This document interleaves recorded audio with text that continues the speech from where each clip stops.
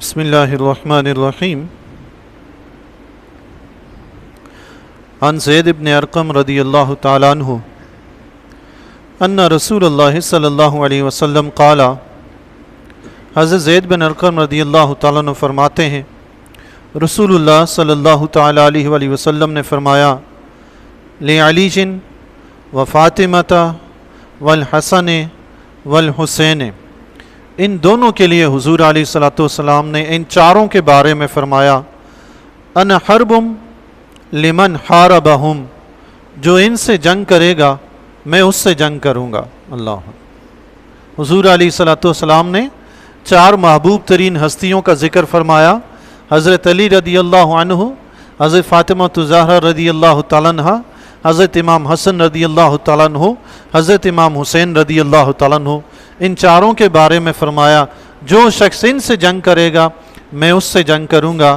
قرآن کریم کی جب آیہ مبارکہ نازل ہوئی تھی، قُلْ لَا أَسْأَلُكُمْ عَلَيْهِ أَجْرًا إِلَّا الْمَوَدَّةَ فِي الْقُرْبَى، حبیب فرماؤ کہ میں تم سے اس کام کی کوئی اجرت نہیں مانگتا جو تم تک دین اسلام پہنچایا، دین کی جو خدمت کر رہا ہوں تم سے اس کی کوئی اجرت نہیں مانگتا، الا یہ کہ میرے قربا کی، میرے عزیز و اقارب رشتہ داروں کی محبت چاہیے، یہ ضروری ہے۔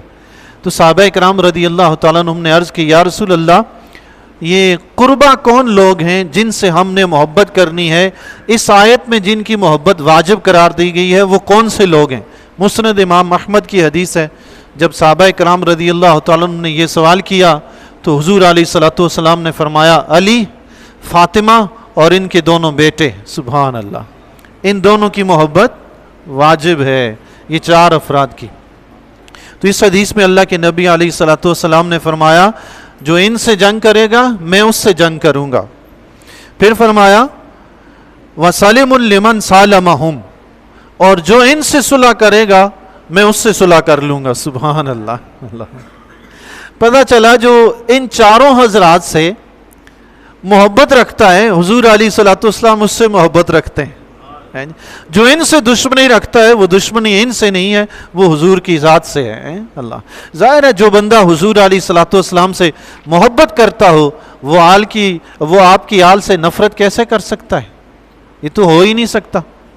حضور علیہ الصلوۃ والسلام پیارے ہوں، محبوب ہوں، لیکن آپ کی آل سے نفرت ہو، یہ کیسے ہو سکتا ہے؟ اللہ، دو گروہ ہو، تین گروہ ہیں بلکہ، ایک آل حق ہیں، دو آل باطل۔ باطل دو گروہ کون کون سے؟ ایک گروہ وہ ہے جو آل رسول کی محبت میں اتنا آگے نکل گیا کہ صحابہ کرام رضی اللہ تعالیٰ کو برا برا کہنے لگا، یہ گمراہ گروہ ہے۔ دوسرا گروہ وہ ہے جو صحابہ کرام رضی اللہ تعالیٰ کی محبت میں اتنا آگے نکل گیا کہ وہ آل رسول کو برا بھلا کہنے لگا، حتیٰ کہ حضرت امام حسین رضی اللہ تعالیٰ کو باغی تک کہنے لگا، یہ بھی گمراہ ہے۔ تیسرا گروہ ہے ان کا جو صحابہ سے بھی محبت کرتے ہیں، آل بیت سے بھی محبت کرتے ہیں، وہ ہے آل سنت۔ سبحان اللہ، یہ ہے آل حق، نہ صحابہ سے نفرت نہ آل بیت سے نفرت۔ ان کے آپس میں جو معاملات ہوئے، آل سنت کہتے ہیں تم کون ہوتے ان کے معاملات کے فیصلے کرنے والے ہیں؟ وہ ان کے آپس کے تھے، وہ جانے، ان کے کام جانے۔ اولاد کو حق نہیں پہنچتا ماں باپ کے درمیان میں پڑے کہ میں آپ کی صلح کرواتا ہوں، باپ سے کہے تمہاری غلطی ہے تم نے ماں سے یہ کیا، ماں سے کہے تمہاری غلطی ہے تم نے باپ سے یہ کیا، کبھی اولاد کرتی ہے ایسا؟ تو کہاں صحابہ کرام رضی اللہ تعالیٰ عنہم، کہاں آل بیت رضی اللہ تعالیٰ عنہ، کہاں آج کا ایک گناہ گار انسان اٹھ کے وہ کہے یہ مسئلہ ہو گیا، وہ ہو گیا، صحابہ نے یوں کر دیا، آل بیت نے یوں کر دیا، فلاں نے یوں کر دیا، فلاں نے یوں کر دیا۔ یہ تمہیں کس نے حق دیا فیصلے کرنے کا؟ ایسا جو بھی کرتا ہے گمراہ شخص ہے۔ ہدایت پر وہی ہے جو صحابہ سے بھی محبت کرتے ہیں، آل بیت سے بھی محبت کرتے ہیں۔ اس حدیث کی بنا پر کہ حضور علیہ الصلوۃ والسلام نے فرمایا جو ان سے جنگ کرے گا وہ مجھ سے جنگ کرے گا، میں اس سے جنگ کروں گا۔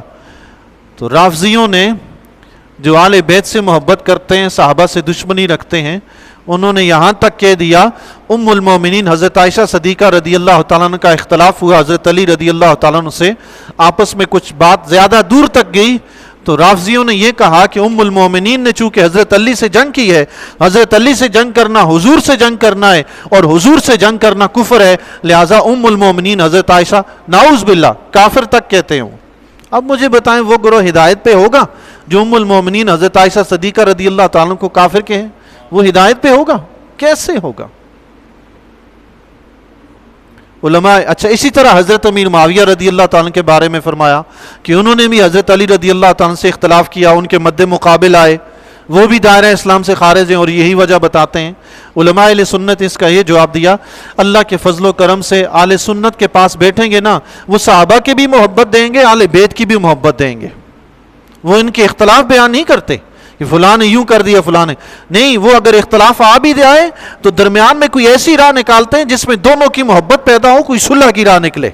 یہ اہل سنت ان کی حقیقت کی یہ نشانی ہے جناب۔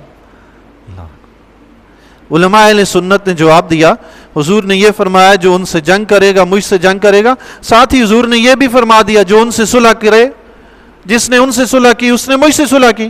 حضرت ام المومنین حضرت عائشہ صدیقہ رضی اللہ تعالیٰ عنہ نے حضرت علی رضی اللہ تعالیٰ عنہ سے صلح کر لی تھی، تو جب صلح کر لی حضور سے صلح ہوگی، بات ختم۔ اسی طرح حضرت امیر معاویہ رضی اللہ تعالیٰ عنہ اور حضرت علی رضی اللہ تعالیٰ عنہ کے درمیان جو بھی معاملات ہوئے، حضرت علی رضی اللہ تعالیٰ عنہ نے اس کے لیے صلح کی پیشکش کی اور کوشش بھی کی، لیکن آپ رضی اللہ تعالیٰ عنہ دنیا سے رخصت ہو گئے۔ پھر آپ کے بیٹے حضرت امام حسن رضی اللہ تعالیٰ عنہ نے حضرت امیر معاویہ رضی اللہ تعالیٰ عنہ سے صلح کر لی۔ جب انہوں نے صلح کر لی تو تم کون ہوتے آج بیچ میں چمچہ گیری کرنے والے؟ حضرت امیر معاویہ رضی اللہ تعالیٰ عنہ سے صلح کس نے کی؟ حضرت امام حسن رضی اللہ تعالیٰ عنہ نے، جو حضرت علی رضی اللہ تعالیٰ عنہ کے وارث اول ہیں۔ حضرت امام حسین بھی ثانی وارث ہیں، اگرچہ بیٹے ہیں، پہلے بیٹے تو بڑے وہ ہیں نا حضرت امام حسن، جو اول وارث ہیں، انہوں نے صلح کر لی۔ تو آج تمہیں کیا تکلیف ہے؟ جو اللہ ہدایت نصیب فرمائے۔ اگر واقعی حضرت امام حسن اور امام حسین سے محبت ہوتی نا تو جو صلح انہوں نے کی تو آپ بھی تسلیم کرتے، بھائی ہمیں بھی تسلیم۔ محبت کرنے والے تو یہ لوگ ہیں جو کہتے ہیں انہوں نے صلح کی جی ہماری بھی صلح، بات ختم بس۔ تو ایک دوسرا جواب علماء کرام یہ بھی دیتے ہیں، فرماتے ہیں کہ یہاں جنگ سے مراد دشمنی والی جنگ ہے، اس بنیاد پر جنگ کی جائے کہ بندہ دوسرے کو دشمن سمجھتا ہو۔ ان کے آپس میں اگر کچھ معاملات ہوئے بھی وہ ایک دوسرے کو دشمن نہیں سمجھتے تھے، وہ اختلاف رائے کی وجہ سے معاملات ہوئے، وہ آپس میں ایک دوسرے کو دشمن نہیں سمجھتے تھے۔ جس جنگ کی بات ہے وہ دشمنی کی جنگ کی بات ہے۔ اور تیسری بات یہ بھی علماء اہل سنت نے بیان فرمائی کہ اللہ تعالیٰ نے قرآن کریم میں سود کھانے والوں کے خلاف اللہ تعالیٰ نے ارشاد فرمایا ہے، جو سود کھائے گا فَاذَنُوا بِحَرْبٍ مِّنَ اللَّهِ وَرَسُولِهِ، اللہ اور اس کے رسول سے اس کا اعلان جنگ۔ تو کیا سود کھانے والا کافر ہو جائے گا؟ اللہ اور اس کے رسول سے جنگ کا اعلان ہو رہا ہے، کافر نہیں ہے، گناہگار ضرور ہے، گناہگار ضرور ہے۔ تو علماء اہل سنت نے یہ جواب دے کے مسئلہ صاف کر دیا، تمہاری دال نہیں گلے گی کافر کہنے والی، نعوذ باللہ من ذالک۔ ویسے سوچنے کی بات ہے، صحابہ کا جو مقام ہے آج کے کسی ولی پیر کا بھی وہ ہے؟ ہر گلی محلے کوچے سے دوسرا تیسرا چوتھا اٹھتا ہے، 2 کتابچیاں پڑھی اور اٹھ کے شروع ہو جاتے ہیں صحابہ پہ طنز کرنے کے لیے۔ حضرت امیر معاویہ رضی اللہ تعالیٰ عنہ جیسی ہستی جنہوں نے اسلام کی خاطر قربانیاں دی، اللہ حضرت عمر بن خطاب رضی اللہ تعالیٰ کے زمانہ اقدس میں یہ جنگیں جو ہوئی شام کی، قادسیہ کی، ان علاقوں کی، یہاں بحری جہاز کی ضرورت تھی۔ امیر المومنین حضرت عمر بن خطاب رضی اللہ تعالیٰ کو حضرت امیر معاویہ رضی اللہ تعالیٰ نے کہا بھی کہ ہم بحری بیڑے بنائیں، جہاز بنائیں تاکہ ہم ان لوگوں سے جنگ کرنے کے لیے جائیں۔ حضرت عمر رضی اللہ تعالیٰ نے اجازت نہیں دی۔ حضرت عثمان غنی رضی اللہ تعالیٰ کے زمانہ اقدس میں حضرت امیر معاویہ رضی اللہ تعالیٰ نے جنگ لے کر بحری جہاز تیار کروائے، بحری کشتیاں تیار کروائی، تو کشتیوں کے ذریعے پار جا کے آپ نے اسلام کی خاطر جنگ لڑی ہے، آپ نے تو پرچم اسلام کو بلند کیا ہے۔ اللہ جو قربانیاں حضرت امیر معاویہ رضی اللہ تعالیٰ عنہ نے دی ہے نا، ان کے گھوڑے کی قدموں کی جو خاک ہے نا، آج کا بڑے سے بڑا پیر اس کو بھی نہیں پہنچ سکتا، چہ جائے کہ کوئی ان پہ چہ میں گوئیاں کرے۔ اللہ ہدایت نصیب فرمائے جی۔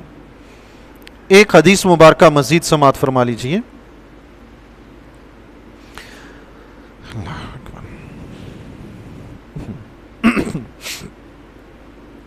عن ابی ذر انہ قال،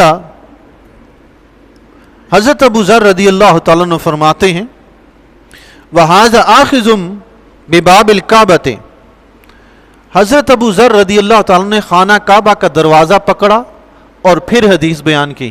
سبحان اللہ. ایسا کیوں کیا؟ تاکہ حدیث کی اہمیت ظاہر ہو جائے. اللہ. خانہ کعبہ کا دروازہ پکڑ کے کہا. کیا فرمایا؟ سمعت النبی صلی اللہ علیہ وسلم، فرمایا میں نے اللہ کے نبی صلی اللہ علیہ وسلم سے یہ فرماتے ہوئے سنا ہے. کیا؟ الا ان مثل اہل بیتی فیکم مثل سفینۃ نوح. فرمایا حضور علیہ الصلوۃ والسلام نے فرمایا میرے اہل بیت کی مثال تمہارے درمیان ایسی ہے جیسے نوح علیہ السلام کی کشتی تھی. سبحان اللہ. اللہ جیسے نوح علیہ السلام کی کشتی تھی. اللہ اکبر. مر راکبہا نجا ومن تخلف عنہا ہلک. جو اس کشتی میں سوار ہو گیا اس نے نجات پائی، جو اس سے پیچھے رہا وہ ہلاک ہو گیا. اللہ اکبر. اہل بیت کو کشتی کی مانند اللہ کے نبی نے بیان فرمایا. یعنی یہ دنیا ایک سمندر کی مانند ہے، اس میں چلنے کے لیے کشتی چاہیے، وہ اہل بیت رضی اللہ تعالیٰ عنہ. اچھا پہلے زمانے میں یہ ہوتا تھا، اب تو جدید دور آ گیا ہے، راستے چلنے کے لیے کمپیوٹرائز سسٹم ہے، سائنس آ گئی، بہت نظام بڑھ گیا آگے. تو پہلے زمانے میں ہوتا تھا سمندروں میں سفر ستاروں کو دیکھ کر ہوتا تھا، ستاروں سے رہنمائی حاصل کی جاتی تھی. حضور علیہ الصلوۃ والسلام نے اپنی اہل بیت کو کشتی فرمایا اور صحابہ کرام رضی اللہ تعالیٰ عنہم کو ستارے فرمایا. سبحان اللہ. نہ کشتی کے بغیر آگے بڑھ سکے، نہ ستاروں کے بغیر راستہ ملے. پتہ چلا نہ تو اہل بیت کو چھوڑ کے کوئی کامیاب ہو سکتا ہے، نہ صحابہ کو چھوڑ کے ہو سکتا ہے. کشتی چاہیے اہل بیت کی، رہنمائی چاہیے صحابہ کی. سبحان اللہ. دامن چاہیے اہل بیت کا، رہنمائی چاہیے صحابہ کی، تب کام بنے گا. اللہ اکبر. سبحان اللہ. کتنی پیاری اور خوبصورت مثال ارشاد فرمائی کہ نوح علیہ السلام کے زمانہ اقدس میں جب پانی کا طوفان آیا تو اس وقت نجات دینے والی کوئی چیز نہیں تھی. اس وقت نجات کس پہ منحصر تھی؟ اللہ نے جو سبب پیدا فرمایا تھا وہ نوح علیہ السلام کی کشتی تھی. جو اس میں بیٹھ گیا وہ بچ گیا. تو اللہ کے نبی علیہ الصلوۃ والسلام نے گویا وہ طوفان کا وقت کتنا مشکل ترین وقت تھا، تو ہمیں اللہ کے نبی علیہ الصلوۃ والسلام نے رہنمائی فرمائی. مشکل سے مشکل وقت آ جائے، ایک سے بڑھ کر ایک فساد پیدا ہو جائے، تم میرے اہل بیت کی کشتی میں سوار ہو جانا، نجات پا جاؤ گے. سبحان اللہ. اہل بیت کی کشتی پکڑ لینا. اللہ اکبر. آخری حدیث مبارکہ ایک سماعت فرما لیجئے جی. حضرت یعلا بن مرہ رضی اللہ تعالیٰ عنہ فرماتے ہیں قال رسول اللہ صلی اللہ علیہ وسلم، رسول اللہ صلی اللہ تعالیٰ علیہ وسلم نے ارشاد فرمایا حسین منی وانا من حسین، حسین مجھ سے ہے، میں حسین سے ہوں. سبحان اللہ. یعنی ہم میں کوئی فرق نہیں ہے. حضرت پیر میر علی شاہ رحمۃ اللہ علیہ فرماتے ہیں جسموں کا جسمی، لحموں کا لحمی، فرق نہیں مابین پہ آ. سبحان اللہ. اللہ اکبر. حضور علیہ الصلوۃ والسلام نے جو بیان فرمایا، فرمایا میں حسین سے ہوں، حسین مجھ سے ہے، ہم میں کوئی فرق نہیں ہے. حسین کی محبت میری محبت، حسین کی دشمنی میری دشمنی. اب کس کی جرت ہے جو اللہ کے نبی سے دشمنی مول لے؟ محبت کرنی ہے تو حسین سے محبت کریں، اللہ کے نبی سے محبت ہو جائے گی. سبحان اللہ. پھر فرمایا احب اللہ من احب حسینا، اللہ اس سے محبت فرمائے جو حسین سے محبت کرے. سبحان اللہ. پتہ چلا جو حضرت امام حسین رضی اللہ تعالیٰ سے محبت کرے گا، اللہ کے نبی علیہ الصلوۃ والسلام کی اس کے لیے دعا ہے کہ اللہ اس سے محبت کرے. سبحان اللہ. جس کے لیے حضور کی دعا ہوگی اللہ کی محبت کی، تو کیا رب اس سے محبت نہیں کرے گا؟ سبحان اللہ. اللہ. پھر آقا علیہ الصلوۃ والسلام نے فرمایا حسین سبت من الاسباط، حسین اسباط میں سے ایک سبت ہے. سبت علماء کرام نے لکھا ایسے درخت کو کہتے ہیں جس کا تنا تو ایک ہے، جڑ تو ایک ہے، لیکن اس کی شاخیں بہت پھیلی ہوئی ہیں. سبحان اللہ. یعنی حضور علیہ الصلوۃ والسلام نے یہ بیان فرمایا کہ میری نسل میرے حسین سے چلے گی. سبحان اللہ. آپ دیکھ لیں جی، کربلا میں یزیدیوں نے حضرت امام حسین رضی اللہ تعالیٰ کا سارا گھرانہ شہید کر ڈالا. صرف اور صرف حضرت امام زین العابدین رضی اللہ تعالیٰ عنہ بچے تھے. حضرت امام حسین رضی اللہ تعالیٰ کی جو نسل چلی، آج دنیا میں جو حسینی سید ہیں وہ صرف اور صرف حضرت امام زین العابدین رضی اللہ تعالیٰ کی اولاد سے. صرف ایک. دیکھیں دنیا میں کثیر تعداد میں، مشرق سے لے کر مغرب تک، شمال سے جنوب تک، ہر طرف آپ کو جہاں چلے جائیں حسینی سید ملیں گے. ایک امام زین العابدین تھے، دوسری طرف کربلا میں کتنے یزیدی تھے. آج دنیا میں کوئی یزیدی نظر آتا ہے؟ کبھی سنا کسی کو؟ کوئی دیکھا؟ یہی تو حق و باطل کا فیصلہ ہے بھائی. اب اور بھی کوئی فیصلہ تلاش کرنا ہے کیا؟ اگر یزید حق پہ ہوتا تو کتنے ہی لوگ اپنے بیٹوں کے نام یزید رکھتے، کتنے ہی لوگ اپنے آپ کو یزیدی کہتے، جیسے پاکستانی کہتے ہیں، مدنی کہتے ہیں، مکی کہتے ہیں، فلاں جگہ کے فلاں جگہ. کسی نے یزیدی بھی لکھا اپنے نام کے ساتھ؟ آج تک کسی نے نہیں لکھا. حتیٰ کہ حضرت عمر بن عبدالعزیز رضی اللہ تعالیٰ عنہ خلیفہ راشد کہا جاتا ہے. 4 خلیفہ راشد حضور علیہ الصلوۃ والسلام کے بعد گزرے خلفائے راشدین، 5ویں خلیفہ راشد حضرت عمر بن عبدالعزیز رضی اللہ تعالیٰ کو کہا جاتا ہے. آپ کے سامنے کسی نے یزید کا نام لیتے ہوئے یہ کہا امیر المومنین یزید بن معاویہ، تو حضرت عمر بن عبدالعزیز رضی اللہ تعالیٰ عنہ جلال میں آ گئے. آپ نے اسے کوڑے مروائے. کیا کیا؟ کوڑے مروائے. آج بے دھڑک امیر المومنین کہے جا رہے ہیں. آج کوئی عمر بن عبدالعزیز نہیں ہے نا، کوئی ہوتے تو کوئی بھی نہ کہتا. عمر بن عبدالعزیز جیسی کوئی ہستی ہوتی نا تو آج یزید کو امیر المومنین کہنے کی کسی کو جرت نہ ہوتی. اللہ تعالیٰ سے دعا ہے جی اللہ تبارک و تعالیٰ اپنے پیارے حبیب علیہ الصلوۃ والسلام کی آل سے کما حق محبت کرنے کی توفیق عطا